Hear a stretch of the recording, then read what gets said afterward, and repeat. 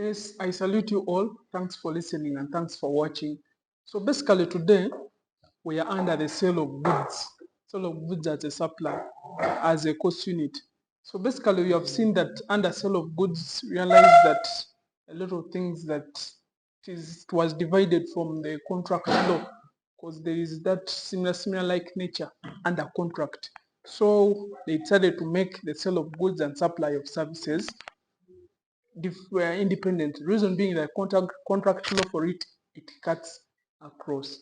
So basically today, the emphasis that we are going to be under implied terms and implied warranties. Oh, sorry, implied terms or conditions and implied what? Warranties. That is the area of emphasis where we are going to be. Implied conditions and implied warranties in a contract of sale of what? Of goods. First of all, we are going to first define what is a contract of sale of goods. A contract of sale of goods. Basically, when you read the section 1 of the Sale of Goods and Supply of Services Act, it says that contract of sale of goods, that is the sale. It is basically it is upon sale and delivery. You get. And when you go for the word of sale, that is also delivery. Delivery basically also, that is the transfer, the voluntary transfer of what? Possession from one person to another, basically. And basically for us, we're going to emphasize in the definition under section 2, subsection 1 of the Sale of Goods and Supply of Services Act. It provides that a contract of sale of goods is where a seller transfers or agrees to transfer property in the goods to the buyer for a money consideration called the what? The price. So basically note that in what? In mind, basically. And here what you have to bear in mind, or what you have to bear in mind, is that under contract of sale of goods, there must be someone agrees to transfer property in the goods for a consideration, which is a price. You get. And this refers us to section 35 of the Sale of Goods and Supply of Services, whereby payment and delivery, actually payment and delivery are concurrent. You get. What do I mean by payment and delivery are concurrent? Basically here what I mean is that I deliver and you pay, full stop. That is period. Failure to pay, you are liable for consequences. Payment and delivery are concurrent. That's what even differentiates a contract of sale of goods with other contracts or agreement to sell. You get. So basically that makes a contract of sale of goods unique. Payment and delivery are concurrent following section 35. You get, of the Sale of Goods and Supply of Services what? Act. And similarly, there is a case there. Before even I go to the conditions and warranties, there is it is Aldridge versus Johnson. Aldridge is Aldridge versus Johnson. Under this case, the agreement provided for the exchange of 52 bullocks with 100 quarters of barley, and the difference in their value was being payable in cash, basically, under this case. So here it was said that the agreement constituted the sale of goods within the statutory definition of section 2, and the money paid by one party would be regarded as the money consideration, which is the price for the goods delivered or to be delivered to the other party, basically. And that gives you the key element there. You get. So note that in mind, or bear that in what? Mind. And these implied conditions and warranties, we have what they call, what do I mean is that a contract, a condition and a warrant, it is not different from the ones that we knew under our contract law. A warrant, for a condition, for it repudiates a contract. It goes to the roots of the contract, unlike a warrant. You get. So note that in mind. A warranty, a breach of a warranty just calls for damages. But for a condition, it repudiates the contract. You get. So let's first discuss the implied terms. The implied terms, basically. When you read the implied terms or the implied conditions, Sorry for calling it a term, but condition, but it is the same. The implied conditions. First of all, we are going to say that we have the implied conditions of title. You get, the seller must have title. For you to sell the goods, you must have good title to the goods, as we shall see under the name of that rule. We shall see there. You get, so that is section 13. That the right to sell by the seller, you must have what? Title. You get, so basically note that in what? In mind. And this gives you an emphasis whereby the seller having title to goods, that's where there is transfer of property. Where you don't have good title, there is no good transfer of what? Property. And the good example, the one that I can refer to, there is a good case of Wedefred versus Kanga Limited. This is a good case, a Ugandan case, which needs to be read. You get, whereby in this essence, Kanga were the defendants and they were owner of the car that was sold. But however, we see that Muyingo is the one that sold the car. So the question was, did he have good title to the goods? We shall see the exemption of the name of that, whereby Muyingo, the court implied that Muyingo had good title. Reason being that there was presumed agency. That's what I can say. Presumed agency. You get. So read that case. It is a very, very good case. And the story is what? Is good. So basically that is the first implied conditions. The second one, have an implied term that the sale, if it is by description, the description must be similar with the bulk. That is sale by description. If it is by description, the description must be similar with the bulk. That's section 14 of the Sale of Goods and Supply of Services Act. We have the case of Valley versus WIP. Valley is Varley.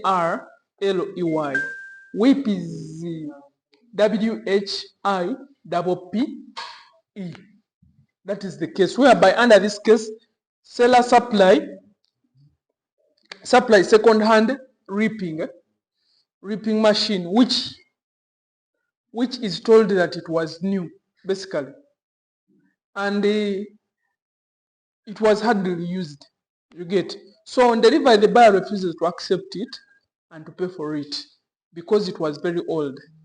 So basically, they held that there was no sale that was done, whereby the description wasn't in line or wasn't similar with the what? With the bulk. You get, so note that in mind. And another implied condition that we have an implied condition as to fitness for purpose or fit for purpose. That is section 15. There must be fit for purpose. You get, that is fitness of purpose, the one that I'm talking to. What do I mean by fitness of purpose? The goods that are being sold must be fit for that particular purpose. What am I trying to mean here is that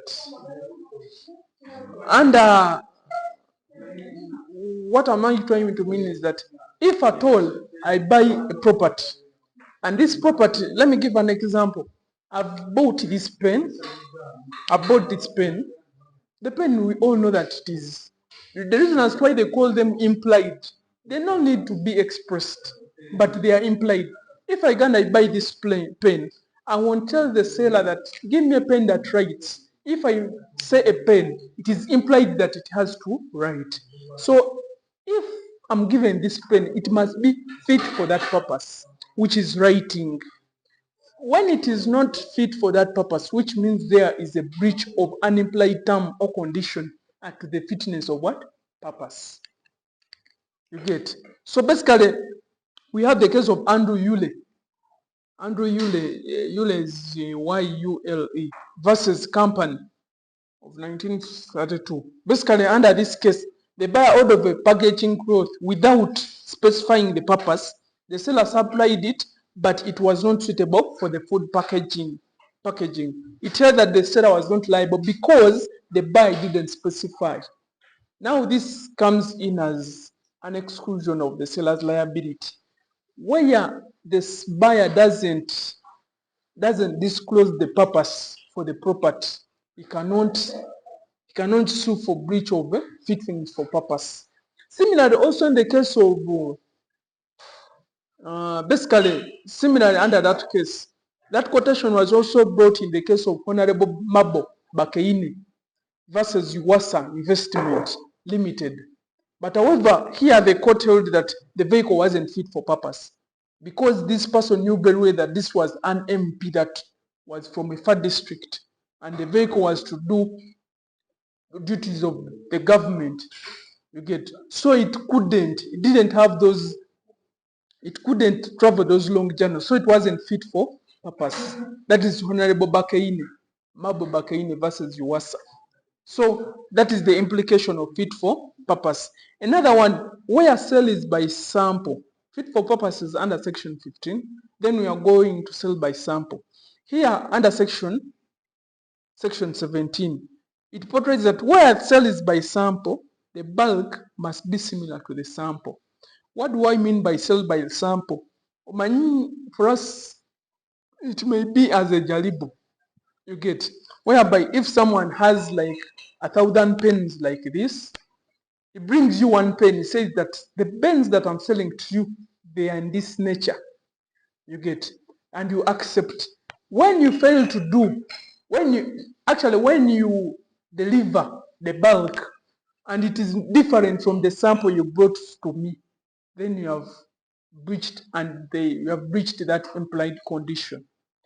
Whereby where sale is by sample, the bulk must be similar to the sample. That is section 17. You get. And there is also the case of Loimer versus Smith. Loimer is Lorymer versus Smith. Under this case, two parcels were sold by sample. The buyer went to examine the sample and the seller showed him only one. The seller refused to show him the second one. Then when they supplied the both of them, the other one wasn't similar to the one that was shown as a sample.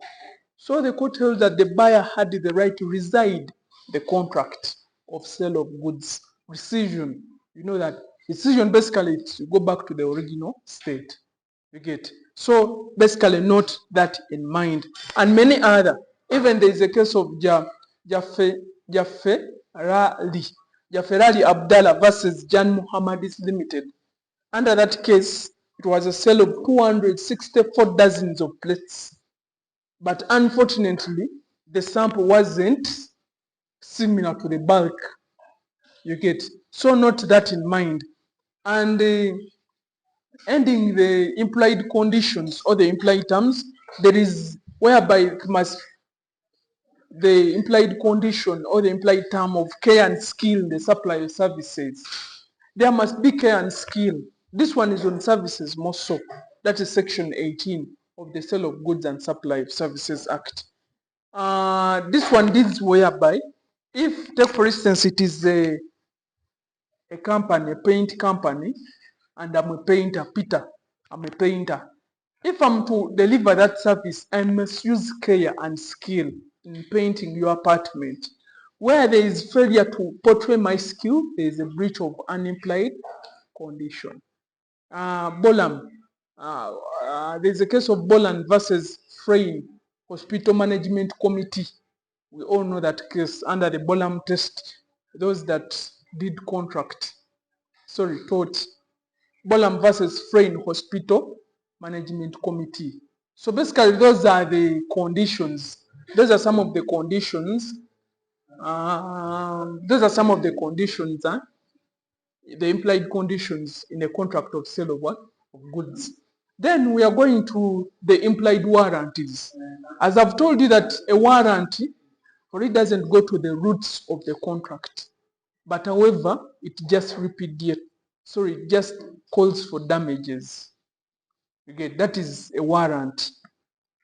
So, first of all, we have a warrant of quiet possession under section 13, subsection 2b. A warrant of quiet possession. And here, basically, what I can try to portray is that under quiet possession, I'll actually portray whereby if goods have passed to you, the property brought to you, or the property that you are bought, that you have bought from someone, it must be, I don't know, but it must not have that pressure, that external pressure, whereby you have bought something but you feel as if you have just stolen it. You get so quiet possession. For example, the case of Mason versus Birmingham, Mason versus Birmingham. Under that case, the court held that to mean that the subject matter shall remain to and be quietly entered upon, received and held, occupied, and the benefit thereof shall be enjoyed, and accordingly, without any lawful interruption or disturbance. For example, that you have stolen, you go in court, quiet position. The key point is must be without lawful interruption or disturbance. Where you have entered, or you have occupied, or you have received, or you have bought a property under quiet what? Possession. And similarly, there's also a case of Miko bids AG versus Vinehurst Road Marketing Limited. That case, whereby here, under this case, it was in January 1970, the seller sold a number of road marketing machines to the buyer. You get, unknown to both parties, another company was in the process of patenting their own road marketing apparatus under the Patents Act, which gave them rights to enforce the patent from November 1970. So in 1972, realized that the patent sued the buyer for using the road making machines in breach of the what? Of the patent. So the buyers then claimed against the sellers for breach of the implied term or conditions, the implied warrant. They first sued for the breach of an implied term to title, and also for the breach of the warranty as to the quiet possession. So basically, that is one of the implied warranties. And here, under that case of Mico bids, M-I-C-O bids. Under that case, the court held that there was no breach for the implied condition, since at the time of the sale, the sellers couldn't have prevented by the injunction from selling of the goods. But however, the court held that there was a breach of the implied warrant of quiet what? Possession, and recovering damages. Basically, that was the order. That could be the remedy, basically. Then, when you go to another implied warranty, which is warrant of freedom from encumbrances, that is section 13, subsection 4 of the Sale of Goods and Supply of Services. Freedom from encumbrances. As you hear the word encumbrances, those so that are dealing with land, whereby they say that for you to buy land, it must be free from encumbrances, caveats among others. So, a property, freedom from encumbrances. What do I mean here is that what you have bought, I'll use Koluganda, those that understand, the property must be free from enkayana. That's the word that I can use, the Uganda word, from enkayana. That is free from encumbrances. You get? So it must be free. Once there is, and this freedom of encumbrances, there must not be someone that is also claiming title. Something like that. You get? So note that in mind. And also another implied warrant, you have a warrant of disclosing the dangerous nature of the goods to the ignorant. You get? For example, many of you also have been a victim, whereby someone sells to me his phone, but he really knows that his phone has a problem, but he doesn't disclose that dangerous nature to me. Zenenkagwam, me that has bought a phone. You get? So basically, in real term, is in breach of an implied warranty of disclosing the dangerous nature of the goods to me, the ignorant, under the contract of sale of what? Of goods. So basically note that in mind, that if you know your phone doesn't call, you get, tell me that I'm selling to you this phone, but around midday it doesn't make calls. You get. So basically there you have disclosed the failure to do, you have breached an implied warrant. We have the case of Clark, CLARKE, Clark versus Army and Navy Cooperative Society Limited. Under this case, the court held that apart from a warrant, there is a duty cast on the seller to disclose the dangerous character of the goods. You get. So basically note that in what? In mind, basically. Basically those are the few, those are some of the implied conditions and implied warranties in a contract of sale of goods. But other than that, thank you for watching and thank you for listening. Be blessed, and basically sale of goods, move with the act. That's what I can urge you. Move with the act. Act and the case. Act and the case. Even if you just read the act and cases, you can pass. Because realize that many notes of sale of goods, they are not updated and they are using the old act before adding in that element of the supply of what? Of the services. So note that in what? In mind. But other than